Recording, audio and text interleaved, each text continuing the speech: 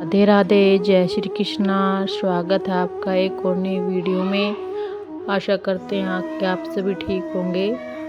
आज मैं आपको बताऊंगी कि श्री कृष्ण भगवान का नाम लड्डू गोपाल कैसे पड़ा। तो चलो वीडियो को शुरू करते हैं। वीडियो अच्छा लगे तो चैनल को सब्सक्राइब, वीडियो को लाइक करें और प्यारा सा कमेंट करें। ब्रज भूमि में भगवान श्री कृष्ण के एक परम भक्त कुमुंदन दास रहते थे। कुमुंदन दास का एक पुत्र रघुनंदन था। रघुनंदन हर वक्त कृष्ण की भक्ति में लीन रहते थे और पूरे नियम से भगवान की पूजा और सेवा किया करते थे।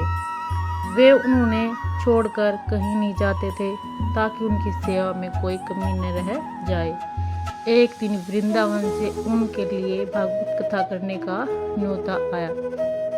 यानी कि कुमुंदन दास को एक दिन वृंदावन से भागवत कथा करने का न्योता आया। पहले तो कुमुंदन दास ने मना किया, लेकिन कुछ सोच विचार करने के बाद वे कथा में जाने के लिए तैयार हो गए।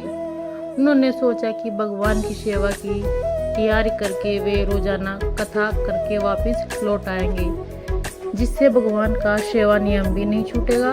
उन्होंने अपने पुत्र को समझा दिया कि वे भोग तैयार कर चुके हैं, तुम बस समय पर ठाकुर जी को भोग लगा देना। इसके बाद वे वहां से प्रस्थान कर दिए।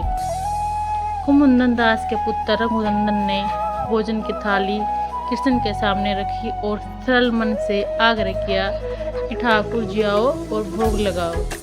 उसके बालक मन में यही छवि थी कि वे आकर अपने हाथों से भोजन ग्रहण करेंगे, यानी कान्हा जी जो हमारे लड्डू गोपाल है आकर अपने हाथों से भोजन ग्रहण करेंगे, जैसे हम सभी करते हैं। उसने बार बार आग्रह किया, लेकिन भोजन तो वैसे का वैसे ही रखा रहा। अब रघुनंदन उदास हो गए और रोते हुए पुकारा कि हे कृष्ण, आओ और भोग लगाओ। कहते हैं ना, जो सच्चे हृदय से भगवान को पुकारता है तो भगवान को आना ही पड़ता है। कुमुंदन दास को बेटे पर होने लगा था शक। रघुनंदन की इस पुकार के बाद भगवान श्री कृष्ण ने बालक का रूप धारण किया और भोजन ग्रहण करने बैठ गए।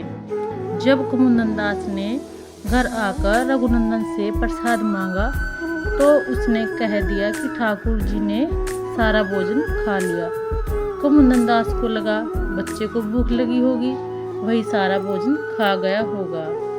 लेकिन अब तो ये रोज की कहानी हो गई थी। अब कुमुंदन दास को शक होने लगा, तो उन्होंने एक दिन लड्डू बनाकर थाली में रखे और छुपकर देखने लगा कि रघुनंदन क्या करता है। रघुनंदन ने रोज की तरह ही कृष्ण भगवान को पुकारा तो वे बालक के रूप में प्रकट होकर आए और लड्डू खाने लगे। यह देखकर कुमुंदन दास दौड़ते हुए आए और प्रभु के चरणों में गिरकर विनती करने लगे। उस समय कृष्ण के एक हाथ में लड्डू और दूसरे हाथ वाला लड्डू मुख में जाने को ही था कि वे एकदम मूर्ति हो गई, यानी कि लड्डू गोपाल एकदम से मूर्ति बन गए। उसके बाद से ही उनकी इसी रूप में पूजा की जाती और वे लड्डू गोपाल कहने लगे।